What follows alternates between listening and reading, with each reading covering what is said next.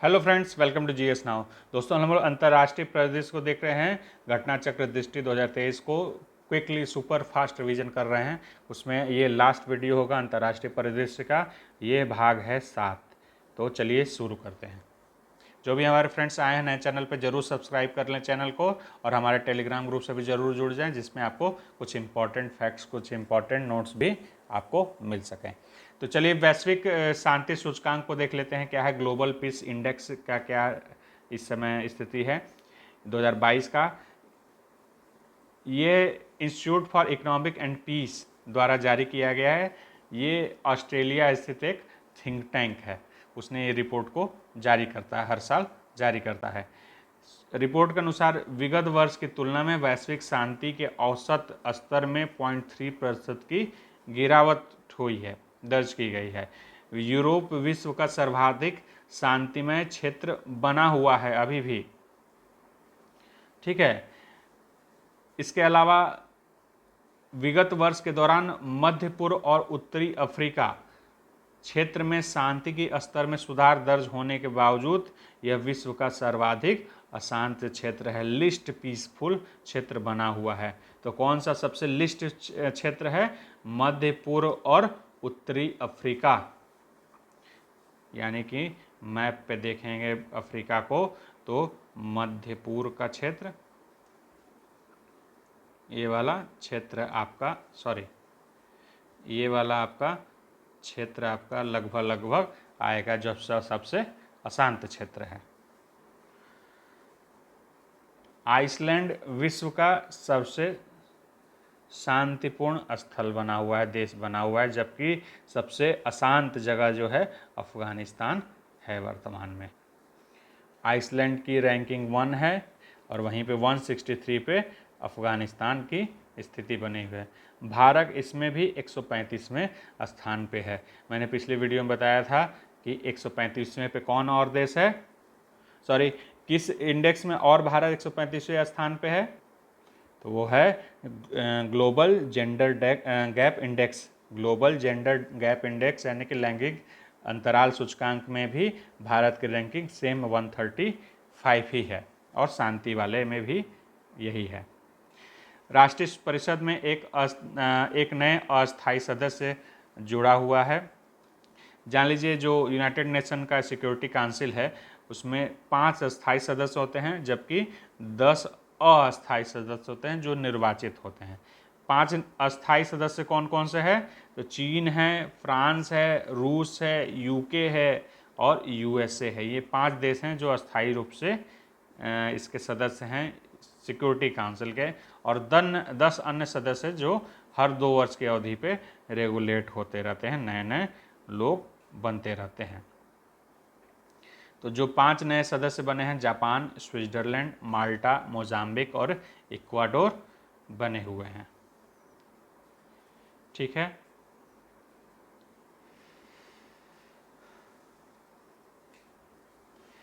QS world university ranking, वो Asia की ranking थी जो पिछला मैंने बताया, ये वर्ल्ड रैंकिंग है।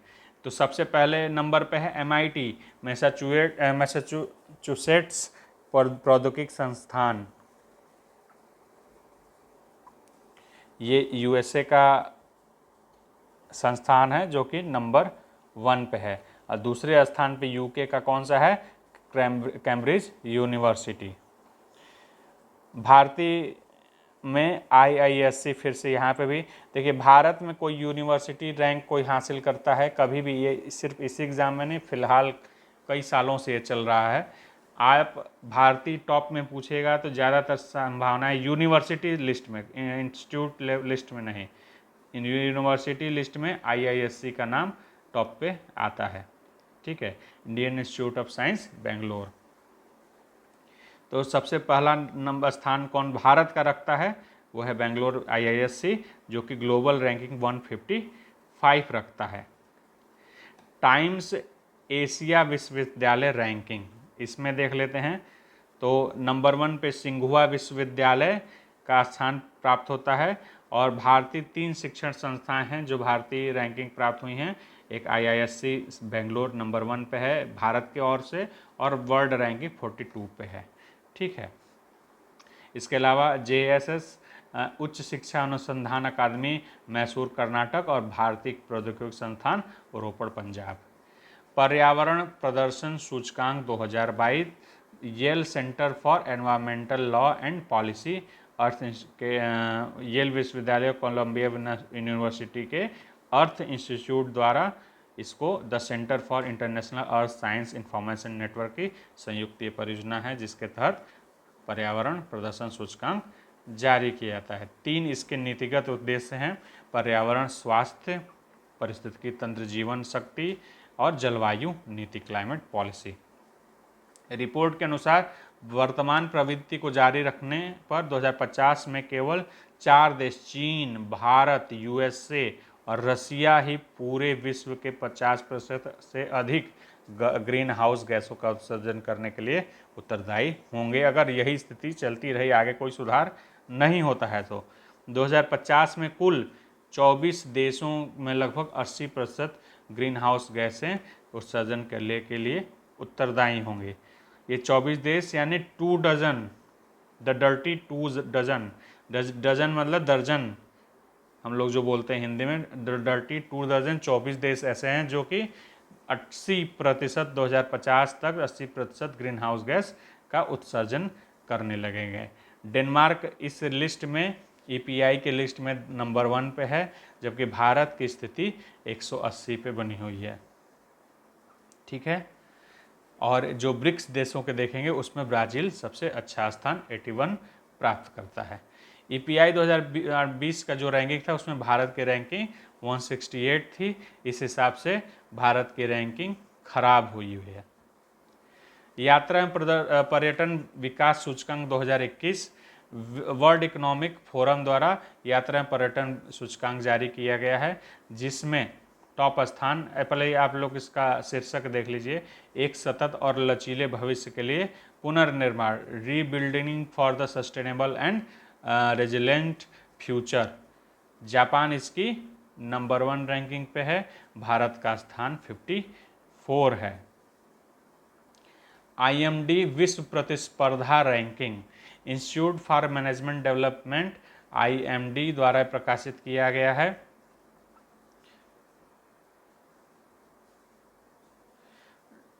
प्रतिस्पर्धा रैंकिंग में डेनमार्क नंबर 1 स्थान रखता है, जबकि भारत का रैंकिंग क्या है, 137 है। और भारत लगातार 2018 से 2022 तक निरंतर सुधार कर रहा है अपने रैंकिंग में, 44, 43, 43, 43 फिर 37। तो एक सुधार का क्रम है, इसको ध्यान रखेंगे। ठीक है, एशिया पैसिफिक रैंकिंग में देखेंगे, एशिया पैसिफिक में तो 12वें स्थान पे आता है भारत। वैश्विक अल्पसंख्यक रिपोर्ट, ये पटना स्थित एक शोध संस्थान सेंटर फॉर पॉलिसी एनालिसिस जो है, उसने इस रैंकिंग को दी है। भारत अल्पसंख्यकों के लिए सबसे बढ़िया देश माना गया। पटना स्थित संस्थान है, ध्यान रखिएगा। धार्मिक अल्पसंख्यकों के प्रति दृष्टिकोण को समझने में बेहतर शामिल होगी। 110 देशों की को इस इंडेक्स में शामिल किया है। भारत को नंबर 1 रैंकिंग दी गई है, दूसरे पर साउथ कोरिया, तीसरे पे जापान को रैंकिंग दी गई है। भारत को सर्वाधिक समावेशी देश अल्पसंख्यकों के लिए माना गया है। वर्ल्ड गिविंग इंडेक्स 2022, जो सबसे बड़ा दानदाता या उदार देश कौन है, तो इंडोनेशिया है। विश्व का सबसे सर्वाधिक उदार देश, मोस्ट जेनरस कंट्री का खिताब मिला है, इसको रैंकिंग 1 मिली है। जबकि भारत मध्यम वर्गीय हम लोग हैं, बुद्ध के अनुयायी हम लोग मध्यम मार्ग को चुनते हैं, 57वां रैंक हासिल करते हैं, 57।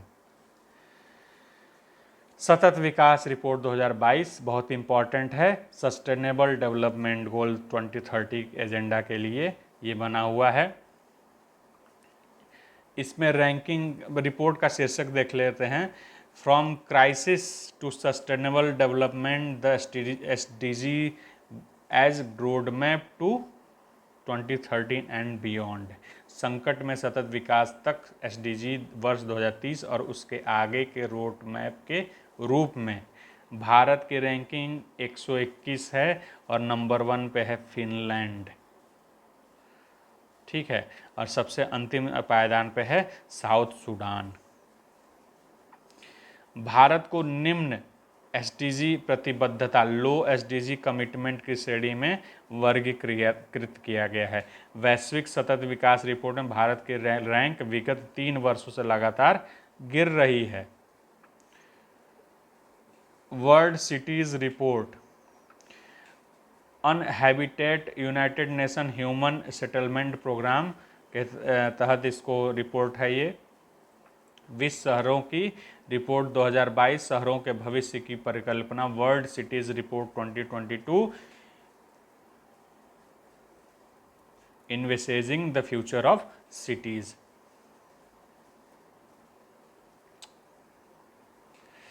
वर्ल्ड अर्बन फोरम के 11वें सत्र के दौरान इस रिपोर्ट को जारी किया गया। रिपोर्ट के अनुसार 2035 तक भारत की शहरी आबादी 675 मिलियन होने का अनुमान है, जो कि चीन की आबादी, शहरी आबादी के बाद दूसरा सर्वाधिक शहरी आबादी वाला देश हो जाएगा 2035 तक। 2035 के मध्य तक भारत में शहरी क्षेत्र में रहने वाले लोगों की जनसंख्या 43.2 होगी। 2021 में वैश्विक शहरी आबादी 56% से बढ़कर 68% 50 तक हो जाने का अनुमान है।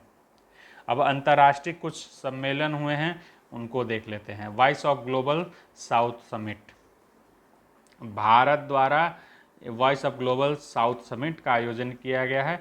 ये एक अनूठी पहल है। पीएम नरेंद्र मोदी के सबका साथ, सबका विकास, सबका विश्वास, सबका प्रयास विजन से प्रेरित है। वैश्विक दक्षिण, ग्लोबल साउथ के देशों के साथ एक साथ लाने का एक साझा मंच, अपने दृष्टिकोण और प्राथमिकताओं को साझा कर सकें, इसलिए इसको तैयार किया गया है सम्मेलन। इस सम्मेलन का केंद्रीय विषय क्या था? आवाज़ की एकता, उद्देश्य की एकता, unity of voice, unity of purpose. ठीक है, इसको वर्चुअल फॉर्मेट में आयोजित किया गया। नई कुछ पहलें शुरू की गई, जिसमें सबसे महत्वपूर्ण है आरोग्य मैत्री। आरोग्य मैत्री क्या है?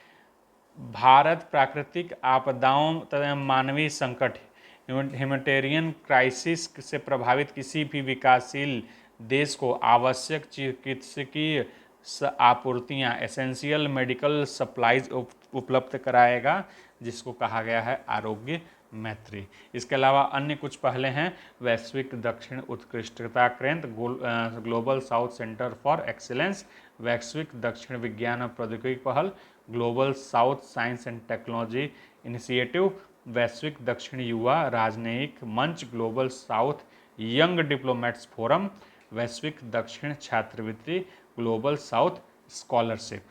ठीक है, इसमें सबसे महत्वपूर्ण आरोग्य मैत्री परियोजना है। इसके पूछने की संभावना मुझे ज़्यादा लग रही है। कॉप 15, ये कॉप वो है बायोडाइवर्सिटी वाला। ठीक है, 2 कॉप होते हैं। UNFCCC वाला एक होता है जो क्लाइमेट चेंज पे होता है, और ये है क्लाइमेट CBD शायद कहते हैं, बायोडाइवर्सिटी पे जो अभिसमन होता है उसको कहते हैं। COP 15 पार्ट 2 का आयोजित किया गया। ठीक है, दूसरे चरण का आयोजन मॉन्ट्रियल कनाडा में किया गया। सम्मेलन का पहला चरण चीन में हुआ था। ध्यान रखिए, 2 पार्ट में हुआ था। पहला, ये प्रति 2 वर्ष पे होता है। ये पहला वाला जो हुआ चीन में हुआ, और दूसरा मॉन्ट्रियल कनाडा में हुआ है। Kunming Montreal global biodiversity framework को अपनाया गया। 4 उद्देश्यों, 4 गोल्स और 23 टारगेट्स के साथ 2030 को तक इसको प्राप्त करने का लक्ष्य रखा गया, जिसमें से कुछ महत्वपूर्ण चीज़ क्या हैं? विश्व की कम से कम 30% भूमि, अंतर्देशीय जल, तटीय क्षेत्रों और महासागरों का प्रभावी संरक्षण प्रबंधन करना, खराब हुए स्थलीय, अंतर्देशीय जल, तटीय और समुद्री परिस्थिति तंत्र में के कम से कम 30% की बहाली करना। COP 15 के प्रतिनिधियों ने GBF के भीतर लाभों का एक समान वितरण सुनिश्चित करने के लिए एक बहुपक्षीय कोष मल्टीलेटरल फंड की स्थापना पर सहमति दर्ज की गई, जो कि 2024 में आयोजित होने वाले, जो तुर्की में COP 16 होने वाला है, उसके लिए ये उसको अंतिम रूप तैयार करने की, इस कोर्स के बारे में अंतिम रूप 2024 में तुर्की में जो कोप 16 होना है उसमें तैयार किया जाएगा। अब ये देख लीजिए कोप क्या है, कैसे बनता है। United nation convention on biodiversity CBD, यही पे बोल रहा था UNCBD। ये 1993 में लागू किया गया था। Convention on biological diversity CBD का सचिवालय मॉन्ट्रियल कनाडा में ही है, जिसका जहाँ पे दूसरा वाला भी हुआ है, 15वें का दूसरा पार्ट हुआ है। USA और वेटिकन सिटी CBD के पक्षकार नहीं है। भारत 1994 मई 19 से CBD का एक पक्षकार देश है। G20 शिखर सम्मेलन बहुत इम्पॉर्टेंट है। देखिए G20 2022 में हुआ है और 23 वाले से ज़्यादा प्रश्न है संभावित कि आए, क्योंकि भारत करने जा रहा है, तो दोनों को मिला के एक साथ देखिएगा। 17वां था जो 2022 में हुआ, बाली इंडोनेशिया में किया गया आयोजन। इसका थीम था recover together recover stronger, recover together recover stronger, ठीक है। इसके G20 के भारत के ओर से शेरपा कौन थे? अमिताभ कांत। तमन हुतान राया गुराह राय। मैंग्रोव वनों का इंडोनेशिया में PM मोदी ने भ्रमण किया और मैंग्रोव वन भी, पौधे भी वहाँ पे लगाए। तमन हुतान राया गुराह राय ये जगह का नाम है जहाँ मैंग्रोव वन है। भारत इंडोनेशिया की G20 अध्यक्षता के तहत mangrove alliance for climate MAC में शामिल हो गया है भारत, ठीक है। ये अलायंस जो है इंडोनेशिया और UAE के तहत संयुक्त पहल के तौर पे की गई है। मैंग्रोव अलायंस फॉर क्लाइमेट को मिस्र में आयोजित होने वाले 27वें COP 27 में इसको लॉन्च किया गया, ठीक है। जो मिस्र में हुआ था 27वां COP, उसमें लॉन्च किया गया था। अब देखिए 1 दिसंबर 22 से लेकर 30 नवंबर तक भारत अध्यक्षता करेगा। तो भारत ने क्या क्या रखा है इसको देख लेते हैं। वसुधैव कुटुंबकम, एक पृथ्वी एक कुटुंब एक विश्व, one earth one family one future केंद्र पर थीम पर इसको लिया गया। उपनिषद से ये शब्द को लिया गया है, ठीक है। यूपी में जो सम्मेलन हो गए हैं अब तक, वो थोड़ा सा इम्पोर्टेंट, उसको ध्यान रखिएगा। कमल का यूज हुआ है लोगों में, अर्थ का पृथ्वी का यूज हुआ है। अध्यक्षता अमृतकाल की शुरुआत का प्रतीक भी है। 15 अगस्त 2022 से लेके अगले 25 वर्षों तक अमृतकाल की संज्ञा दी गई है, 75 से लेकर 100वें वर्षगांठ तक। देवनागरी लिपि में भारत लोगों के नीचे लिखा हुआ है। इतना वैसे ज़्यादा देखने की जरूरत नहीं, लेकिन फिर भी एक बार बता दे रहा हूँ क्योंकि मुझे लगता है इससे कुछ न कुछ प्रश्न जरूर आना चाहिए। बांग्लादेश, मिस्र, Mauritius, Netherlands, Nigeria, Oman, Spain, UAE को विशेष आमंत्रित अतिथि देशों के रूप में बुलाया गया है। 50 से अधिक शहरों में 200 से अधिक बैठकें की जाएंगी। यूपी में लखनऊ, वाराणसी, आगरा, ग्रेटर नोएडा में बैठकों का आयोजन किया जाना प्रस्तावित है। G20 सशक्तिकरण की पहल एम्पावरमेंट इंसेप्शन मीटिंग का आयोजन कहाँ हुआ है? आगरा में। इसी तरह डिजिटल इकोनॉमिक वर्किंग ग्रुप का बैठक कहाँ हुआ है? लखनऊ में। और वाराणसी में क्या हुआ था? ये हुआ था एग्रीकल्चर, कृषि से जुड़ा हुआ कुछ चीज़ों, जिसमें मोटे अनाज को, मिलेट्स को लेके कुछ समझौता बना हुआ है, इसको ध्यान रखिएगा। हो सकता है यूपी से रिलेटेड G20 से कुछ फैक्ट पूछे, तो वाराणसी में मोटे कृषि से रिलेटेड बैठक हुई थी, जिसमें मोटे अनाज मिलेट्स को लेके कुछ सहमति बनी हुई है। भारतवर्ष में वर्तमान में G20 ट्रोइका का हिस्सा है। ये ट्रोइका में कौन कौन है? इंडोनेशिया, भारत और ब्राज़ील। प्रथम अवसर है जब G20 ट्रोइका में 3 विकासशील उभरती हुई अर्थव्यवस्थाएं हैं। ज्ञातव्य है कि 2024 में G20 सम्मेलन का आयोजन ब्राज़ील तथा 2025 में साउथ अफ्रीका में प्रस्तावित है। और G20 के बारे में थोड़ा सा देख लेते हैं। ग्रुप ऑफ 20 क्या है? अंतर्राष्ट्रीय आर्थिक एवं वित्तीय व्यवस्था संबंधित मामलों पर सहयोग एवं परामर्श के लिए महत्वपूर्ण अनौपचारिक मंच है। स्थापना एशियाई वित्तीय संकट 1999 हुई थी, उसी समय इसको स्थापित किया गया था। इसमें 19 देश और EU शामिल है। ठीक है, 20 तो हो जाएंगे टोटल। इसमें देशों का नाम एक बार देख लीजिए। अर्जेंटीना, ऑस्ट्रेलिया, ब्राज़ील, कनाडा, चीन, France, Germany, Bharat, Indonesia, Italy, Japan, Mexico, रूस, सऊदी अरब, साउथ अफ्रीका, साउथ कोरिया, तुर्की, UK और USA शामिल हैं। अगर इन सभी 20 देशों को जोड़ लिया जाए तो 85% वैश्विक व्यापार के लगभग GDP का, वर्ल्ड GDP का 85% और जो ग्लोबल व्यापार है उसका 75% हिस्सेदारी पर प्रतिनिधित्व करता है। बोलते बोलते मेरा गला बैठने लगा है, इसलिए मेरी मेहनत को सफल बनाएं। कम से कम आप लोग चैनल को सब्सक्राइब कर दें और वीडियो को लाइक कर दें, अपने फ्रेंड्स के बीच में भी ज़रूर शेयर कर दें, जिससे कि हमें भी इस गला बैठाने का कुछ लाभ मिल सके, कुछ प्रोत्साहन मिल सके। चलिए आगे देखते हैं। G20 digital innovation alliance. केंद्रीय मंत्री अश्विनी वैष्णव G20 अध्यक्षता के हिस्से के रूप में G20 डिजिटल इनोवेशन अलायंस को लॉन्च किया। इनोवेशन अलायंस का उद्देश्य G20 देशों के साथ साथ आमंत्रित गैर सदस्य राष्ट्रों को से स्टार्टअप्स द्वारा विकसित नवीन और प्रभावशाली डिजिटल तकनीकों को पहचानना, मान्यता देना, उन्हें अपनाने में सक्षम बनाना है। अलायंस का सम्मेलन बंगलुरु में प्रस्तावित है।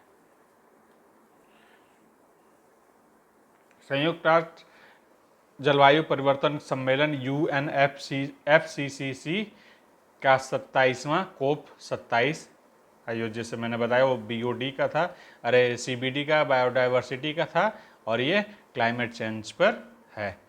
तो इसका मैं एक आपको स्क्रीनशॉट भी अपना भेजूंगा नोट्स का, उसमें डिटेल आपको समझ में आ जाएगा कैसे स्ट्रक्चर ये काम करता है। लोगों को इसमें भी कन्फ्यूजन थोड़ा रहता है।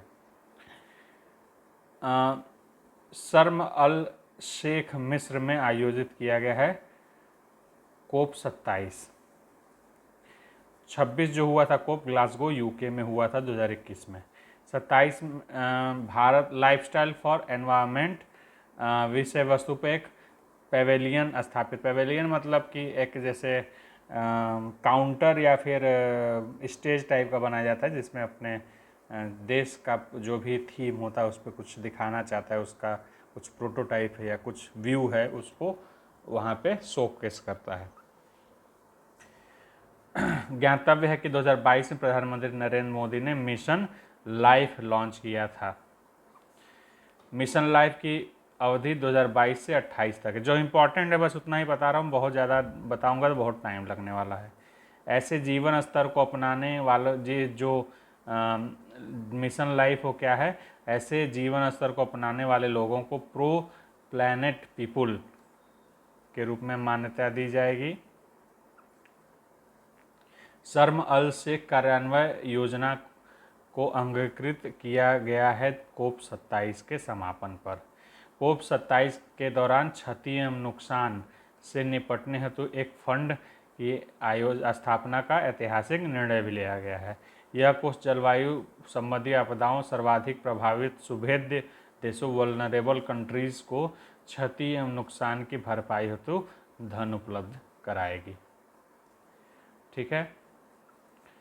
संयुक्त राष्ट्र महासचिव जो है एंटोनियो गुटेरेस, इन्होंने $3.1 बिलियन की एक योजना घोषणा की जो अगले 5 वर्षों के अंदर पूर्व चेतावनी प्रणालियों अर्ली वार्निंग सिस्टम द्वारा पृथ्वी पर सभी की सुरक्षा सुनिश्चित करेगी।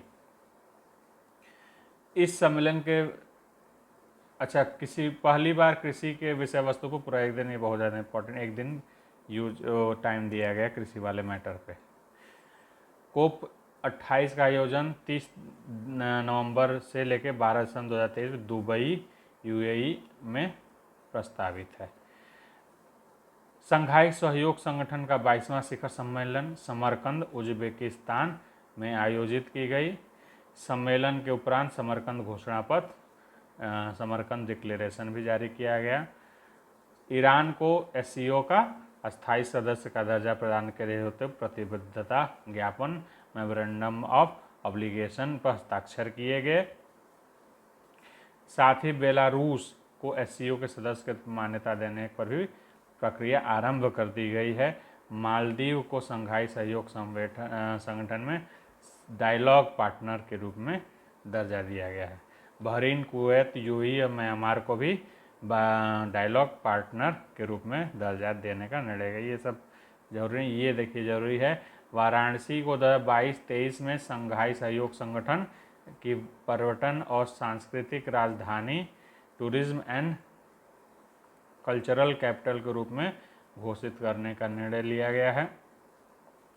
एससीओ की पर्यटन की सांस्कृतिक राजधानी में नामित होने वाला वाराणसी पहला शहर है। यह वाराणसी को यह दर्जा प्रदान किए जाने के फलस्वरूप भारत और एससीओ के सदस्य देशों के बीच पर्यटन और संस्कृति और मानवीय आदान प्रदान को बढ़ावा मिलेगा। इसके कंक्लूजन में ये ऑप्शन दे सकता है बनाने के लिए। वर्तमान में भारत के एससीओ राष्ट्रीय अध्यक्षों की परिषद का अध्यक्ष है भारत। यह प्रथम अवसर है जब भारत एससीओ का अध्यक्ष बना है। अगले वर्ष की अवधि के लिए अध्यक्ष रहेगा। एससीओ की अध्यक्षता का केंद्रीय विषय जो है, भारत द्वारा जो एससीओ की अध्यक्षता होने उसका केंद्रीय जो विषय है, थीम है, क्या है? टावर्ड्स ए सिक्योर एससीओ। 23वें शिखर सम्मेलन का आयोजन 2023 में भारत में प्रस्तावित है। 17-18 मार्च वाराणसी में एससीओ पर्यटन मंत्रियों की बैठक आयोजन हुआ था।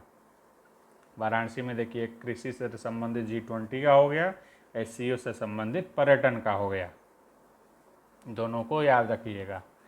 शंघाई सहयोग संगठन 8 सदस्यीय बहुपक्षीय संगठन है। स्थापना 15 जून 2001 में शंघाई चीन में हुई थी, इसीलिए इसका नाम शंघाई संगठन है। 8 सदस्य देश कौन है? चीन, भारत, कजाकिस्तान, किर्गिस्तान, रूस, पाकिस्तान, ताजिकिस्तान और उज्बेकिस्तान। 4 ऑब्जर्वर देश हैं और 6 डायलॉग पार्टनर्स। 2017 में अस्ताना में कजाकिस्तान में भारत को पूर्ण सदस्यता मिली थी और इसी साल पाकिस्तान को भी मिली थी। दोनों में था समस्या कि चीन चाहता था कि भारत बने तो पाकिस्तान को भी साथ में बनाना चाहिए, इसलिए दोनों को एक ही साथ बनाया गया। 12U2 प्रथम शिखर सम्मेलन खाद्य सुरक्षा, संकट और स्वच्छ ऊर्जा पर केंद्रित रहा।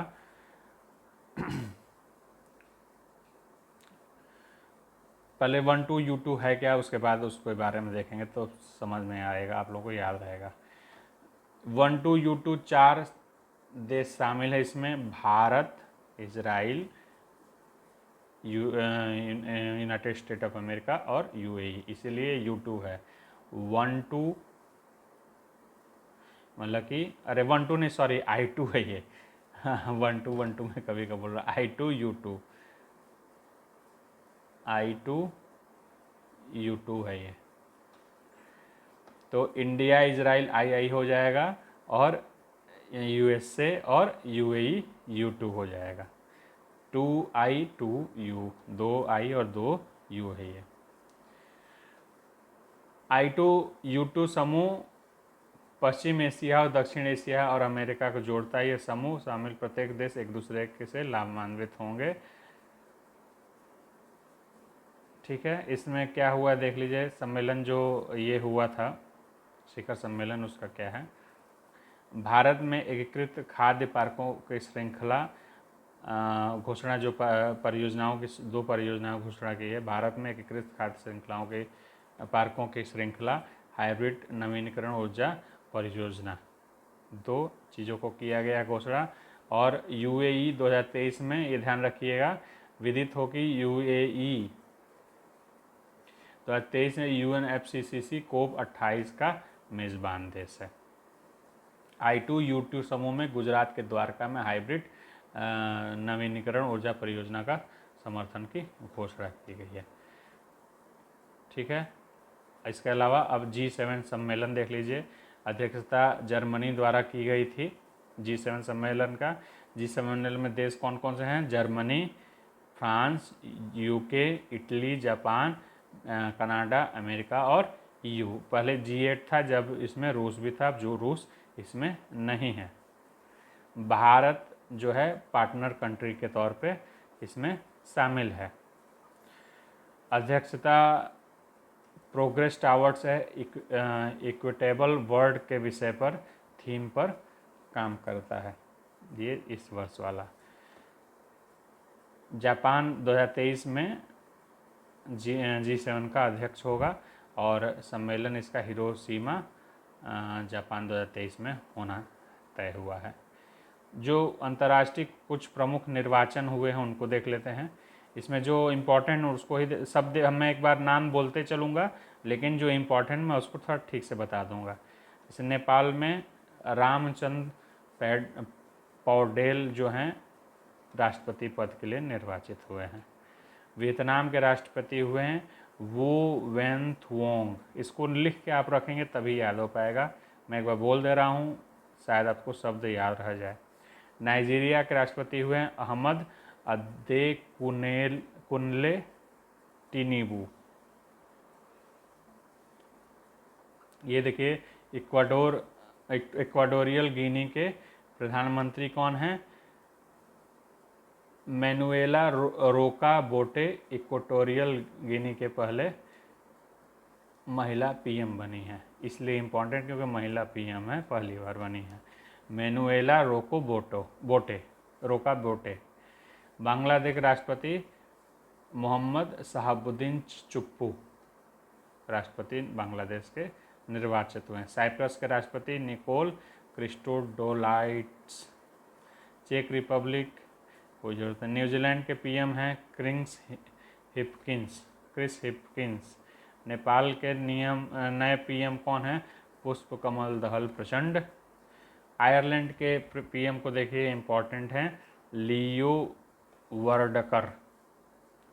ठीक है, इम्पोर्टेंट क्यों हैं? ये लियो वर्डकर जो हैं भारतीय मूल के महाराष्ट्र के मूल निवासी हैं, मतलब कि भारतीय मूल के हैं, मूल निवासी नहीं, भारतीय मूल के हैं। पेरू की पहली महिला राष्ट्रपति हैं डीना बोलुआर्टे। ठीक है, मलेशिया में अनवर इब्राहिम PM बने हुए हैं, ये इम्पोर्टेंट है थोड़ा सा। नताशा पिर्क मूसर स्लोवेनिया की प्रथम महिला राष्ट्रपति चुनी गई हैं। ऋषि सुनक ब्रिटेन के नए PM हैं, आप लोगों को सब पता ही होगा। ब्राज़ील में आम चुनाव हुआ है, लुइस इनासियो लूला डी सिल्वा बने हुए हैं राष्ट्रपति। कोलंबिया के गुस्ताव पेट्रो। मेन इसमें मैंने जो बता दिया इम्पोर्टेंट वाला वही ज़्यादा ज़रूरी है। इसी में से मुझे लगता है कि आपका प्रश्न अगर आता है इससे नए नियुक्तियों के संबंध में तो आपका आ जाएगा। अब देखिए लास्ट टॉपिक इसका बचा हुआ है अंतर्राष्ट्रीय का, इसको हम लोग ख़त्म कर देंगे और ये अंतर्राष्ट्रीय पूरा समाप्त हो जाएगा। इसमें काफ़ी इम्पोर्टेंट है, इसको ध्यान से देखिएगा, इससे एक प्रश्न ज़रूर आएगा। माउंट मेरापी जो कि इंडोनेशिया में है, जावा द्वीप पर पड़ता है, इसमें एक विस्फोट हुआ है जो प्रशांत महासागर का रिंग ऑफ फायर है उसी में अवस्थित है। रिंग ऑफ फायर जैसे आप लोग जानते हैं, जैसे कि ये नॉर्थ अमेरिका हो गया, साउथ अमेरिका हो गया, इधर से एशिया है और ये कुछ द्वीप हैं, तो ये रिंग ऑफ फायर है। इसी श्रेणी मतलब यहाँ पे ज्वालामुखियाँ बहुत ज़्यादा मिलती हैं इस एरिया में जो प्रशांत महासागर का क्षेत्र है। तो इसी में रिंग ऑफ फायर में ये इंडोनेशिया का जावा द्वीप समूह में पड़ता है, ये ज्वालामुखी है। माउंट मेरापी काफ़ी इम्पोर्टेंट भी है, पहले भी कई बार इसमें विस्फोट मतलब कि न्यूज़ में ये रहा हुआ है। जो मैं आपको नोट शेयर करूँगा, एक ज्वालामुखी का वीडियो बना पाऊँगा तो बना दूँगा, नहीं तो मैं PDF उसका बना के आपको ग्रुप में डाल दूँगा, उसको देख लीजिएगा। ज्वालामुखी से संबंधित कोई भी प्रश्न आएगा उस नोट से बाहर नहीं आने वाला, तो उस PDF को भी आप देख सकते हैं। मैं आज या कल में डाल दूँगा उसको ग्रुप पे। 2-4 पेज का ही है, सारा कुछ उसमें है। चक्रवात फ्रेडी इम्पॉर्टेंट है। उष्णकटिबंधीय चक्रवात फ्रेडी पहली बार मेडागास्कर अफ्रीका के तट पर लैंडफॉल किया था।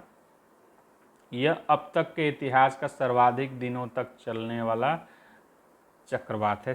34 दिन तक चला है कि ये बहुत ही ज़्यादा लंबा था समय। ऑस्ट्रेलियाई मौसम विभाग द्वारा इसका नाम फ्रेडी दिया गया था। चक्रवात गैब्रियल न्यूजीलैंड में लैंडफॉल किया, ठीक है।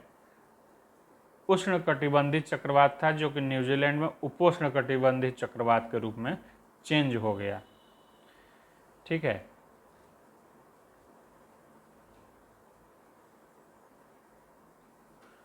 ये चक्रवात इतना घातक था कि नेशनल इमरजेंसी की घोषणा करनी पड़ गई थी न्यूजीलैंड में। तुर्की और सीरिया में भूकंप, इससे ज़रूर प्रश्न आना चाहिए, एक प्रश्न तो फिक्स है। आप लोग फोकस क्या होता है और भूकंप में, और एपिक सेंटर, इसको ध्यान रखिएगा, इससे एक प्रश्न बन सकता है। फोकस क्या है और एपिक सेंटर क्या है। इसके अलावा जो फैक्ट्स है ये देखते हैं। तुर्की और सीरिया में आया था। यहाँ पे कौन सा प्लेट है ये भी देख लीजिएगा आप लोग। जो आप वो उठाएंगे, क्या कहते हैं, ऑक्सफोर्ड एटलस, उसमें आपको पीछे साइड में मिल जाएगा कौन सा टेक्टोनिक प्लेट है उस इलाके में, ठीक है। तो उसको भी ध्यान रखेंगे। और कुछ इम्पॉर्टेंट टेक्टोनिक्स प्लेट्स को भी देख लीजिएगा, क्योंकि उससे प्रश्न बनने की बहुत अच्छी संभावनाएं हैं। और टेक्टोनिक्स प्लेट थ्योरी से संबंधित और भी कुछ चीज़ों को देख लीजिएगा, क्योंकि भूकंप से रिलेटेड कुछ न कुछ अच्छा प्रश्न आएगा ज़रूर। तो जो टॉपिक आपको क्लियर हो कि जहाँ से आना है उसको कभी छोड़ना नहीं चाहिए। भारत सरकार द्वारा दोनों देशों में त्वरित राहत बचाव के लिए ऑपरेशन दोस्त शुरू किया गया था, भूकंप में बचाव के लिए दोनों देशों में। और जो जब रूस और यूक्रेन का युद्ध हुआ था तो ऑपरेशन गंगा चलाया गया था, ये ध्यान रखिएगा, ठीक है। इसमें गरुण एरोस्पेस ड्रोन जो था द्रोणी नाम का, और डॉग स्क्वाड का प्रयोग किया गया था। C-70 ग्लोब मास्टर 3 का यूज किया गया। इसके अलावा जोशीमठ में भू धसाव हो रहा है। भू धसाव किन क्या कारण से होता है? जो नवीन वलित पर्वत है हिमालय, आप लोग इस कॉन्सेप्ट को भी देख लीजिएगा। नवीन वलित पर्वत से भी एक प्रश्न मुझे लगता है पूछना चाहिए कि कौन से पर्वत नवीन वलित पर्वत हैं। ये आपको लगेगा जी ये सिंपल क्वेश्चन है, लेकिन ये करंट से जुड़ा हुआ प्रश्न रहेगा। तो नवीन वलित पर्वत देख लीजिएगा, कौन कौन से पर्वत नवीन वलित पर्वत की श्रेणी में आएंगे, वर्ल्ड के इंपॉर्टेंट नवीन वलित पर्वत कौन कौन से हैं, ठीक है। तो एक बार देख लीजिएगा उसको। इसरो द्वारा ये जोशीमठ का जो भू धसाव वाला है वो रिपोर्ट जारी किया गया था। और हिमालयी क्षेत्र में भू धसाव इसी कारण होता है क्योंकि ये कंटिन्यूअस बढ़ रहा है। अभी भी जो वलित पर्वत का जो उत्थान है, हिमालय का उत्थान है, वो अभी जारी है। तो इससे क्रैक्स आते रहते हैं, जैसे ज़मीन हिलती है, ऊपर जाता है, कुछ होता रहता है, तो उसमें क्रैक, कहीं धसाव, कहीं उभार, ऐसी चीज़ें होती रहती हैं। इसीलिए सबसे ज़्यादा देखेंगे आप जो भूस्खलन की सब चीज़ें होती हैं हिमालयी क्षेत्र में होती हैं। आप कहीं साउथ में बहुत रेयर ऑफ द रेयरेस्ट होगा, बहुत कम होती है, क्योंकि वहाँ की घिसावट लगभग सब कंप्लीट हो चुकी है। जो नवीन वलित पर्वत हो उसमें घिसावट अभी नहीं हुई है, अभी सब उठता जा रहा है, नया बनता जा रहा है। तो वहाँ पे भूस्खलन की समस्याएं होती हैं। जबकि साउथ जो द्रविडियन क्षेत्र है, मतलब कि नीचे वाला क्षेत्र है, उसमें नहीं होता है ये सब। रिपोर्ट के अनुसार अप्रैल नवंबर में जोशीमठ में 9 सेंटीमीटर का धंसा हुआ था। इसके लिए कार्टोसैट 2S उपग्रह का प्रयोग किया गया था। ध्यान रखिएगा भूकंप जोन 5 में आता है जोशीमठ।